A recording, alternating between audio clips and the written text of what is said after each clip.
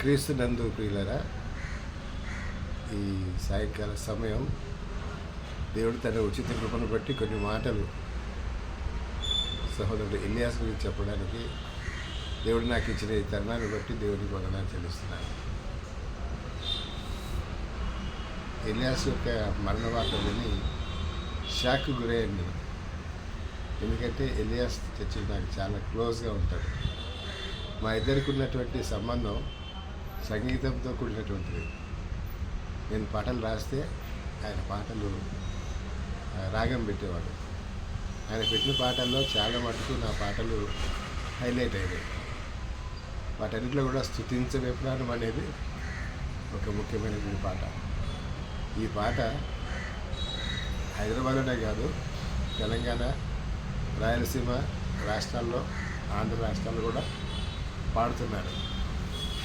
ఆ పాట ఎట్లా వెళ్ళింది అక్కడికి తెలియదు నాకు, కానీ వాళ్ళు పాడుతున్నారు. అది విన్నప్పుడు నాకు చాలా సంతోషం అనిపించింది. ఇలియాస్ జ్ఞాపకానికి వస్తున్నాను. నాకు మంచి స్నేహితుడు, చర్చిలో కూడా చాలా సపోర్టివ్గా ఉంటాడు. దారిలో ఎక్కడికి వచ్చినా కానీ మాట్లాడేవాడు, పలకరించేవాడు. ఈ రోడ్డు వెంట వెళ్తూ ఎక్కడ కనపడ్డా కానీ ఆగి మాస్టర్ గారు ఎట్టున్నారు అని అడిగేవాడు. కానీ ఇంత త్వరగా ప్రొఫెసర్కి వెళ్తాడని నేను అనుకోలేదు. రెజీనాకు, కుమార్తెకు నా ప్రగాఢ సానుభూతి తెలుపుతున్నాను. ప్రభు రాజ్యంలో ఆయన ఉంటాడు, మనమందరం ఆయన్ని కలుసుకుంటాం. ఒకరోజు ఆయన్ని మనం చూస్తాం, మనమందరం కలిసి ఆయన దేవుని స్తుతిస్తాం. ఆ గొప్ప నిరీక్షణ క్రైస్తవ జీవితంలో మనకు దేవుడు ఇచ్చాడు. యేసుక్రీస్తు ప్రభు యొక్క మరణ పునరుద్ధరణను బట్టి ఆ గొప్ప నిరీక్షణ మనకు కలిగింది. కుటుంబం ఈ సమయంలో ఆదరించబడాలని కోరుతున్నాను.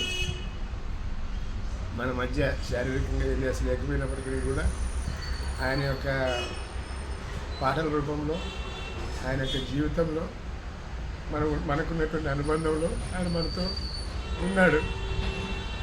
అది గమనించాలి. ప్రభు యొక్క రాకడ సమయంలో మనం అందరం కలుసుకుంటే వాళ్ళ నమ్మిక నిరీక్షణ కలిగి క్రైస్తవ జీవితాన్ని కొనసాగించాల్సిన వాళ్ళకి అంటున్నాం. ముఖ్యంగా రెజీనా ధైర్యంగా ఉండాలి. పిల్లలిద్దరికి వివాహం కాలేదు, అయినప్పటికీ కూడా దేవుడు సహాయం చేస్తాడు. ఆ తర్వాత షర్లీ కూడా ధైర్యంగా ఉండాలి.